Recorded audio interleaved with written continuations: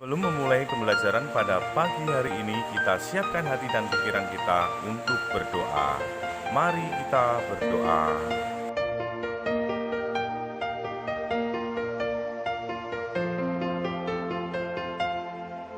Bapa kami yang ada di surga, dimuliakanlah nama-Mu.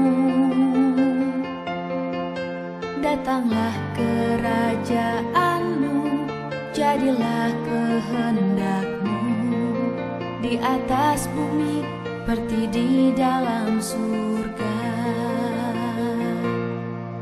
Berilah kami rejeki pada hari ini, dan ampunilah kesalahan kami, seperti kami pun mengampuni yang bersalah pada kami. Dan janganlah masukkan kami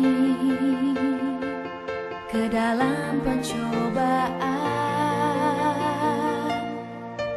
tetapi bebaskanlah kami dari yang jahat.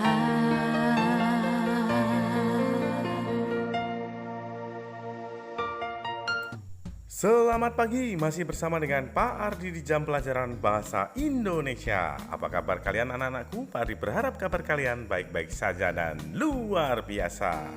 Berhubung cuaca cerah pada hari ini, ayo kita berolahraga, bisa push up, sit up, ataupun jalan keliling rumah atau halaman rumah. Jangan lupa sarapan pagi, biar tubuh kita sehat, kuat, dan penuh semangat dalam belajar. Ingat, makan sayuran, buah-buahan, daging juga boleh, tempe, tahu boleh, dan jangan lupa minum susu.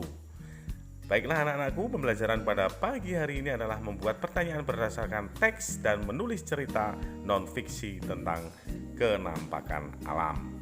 Nah, di pembelajaran sebelumnya kalian sudah mencari ide pokok atau pokok pikiran dan informasi penting. Pada kali ini kalian membuat pertanyaan dari teks non-fiksi. Jangan lupa jawabannya juga ya. Nah, kata tanya ini mencakup 6 ya. Yang pertama apa, siapa, mengapa, kapan, di mana, dan bagaimana, atau disingkat dengan adik Simba. Itu sudah pernah dipelajari ya di pembelajaran sebelumnya. Ingat adik Simba. Apa, di mana, siapa, kapan, mengapa, bagaimana. Apa digunakan untuk menanyakan benda atau sesuatu, atau keadaan atau perbuatan. Sedangkan siapa digunakan untuk menanyakan orang yang terlibat. Di mana digunakan untuk menanyakan tempat berlangsungnya suatu peristiwa. Kapan digunakan untuk menanyakan waktu terjadinya sebuah atau suatu peristiwa atau kejadian. Mengapa digunakan untuk menanyakan sebab atau alasan suatu peristiwa terjadi. Bagaimana digunakan untuk menanyakan keadaan atau kejelasan tentang suatu hal, cara, atau proses pengerjaan sesuatu. Biasanya ya, mengapa dan bagaimana itu jawabannya panjang. Bisa dimengerti ya, itu adalah pengertian dari adik Simba tadi. Kalian nanti membuat pertanyaan berdasarkan adik Simba tersebut. Baiklah anak-anakku, berikut ini adalah contoh membuat daftar pertanyaan dan juga jawabannya dari unsur adik Simba. Yang pertama adalah kata tanya apa. Apa peran padi dalam rantai makanan di ekosistem sawah? Nah, di situ ada jawabannya. Jawabannya adalah peran padi dalam rantai makanan sebagai produsen. Nah, jadi kalian itu kalau membuat pertanyaan harus sesuai dengan teks bacaannya. Nah, di sampingnya itu ada teks bacaan. Sebelum membuat daftar pertanyaan, baca dulu dengan baik teks bacaan non-fiksi tersebut, baru bisa membuat pertanyaan dan juga jawabannya. Berikut ini adalah contoh kata tanya bagaimana. Bagaimana urutan rantai makanan di ekosistem sawah? Nah, jawabannya padi produsen, tikus konsumen 1, ular sawah konsumen 2, burung elang konsumen 3.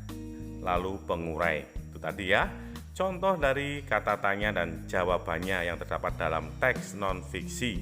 Jadi kalian Pak Ardi berharap nanti bisa membuat pertanyaan dari teks non-fiksi dan juga jawabannya. Saatnya mengerjakan tugas.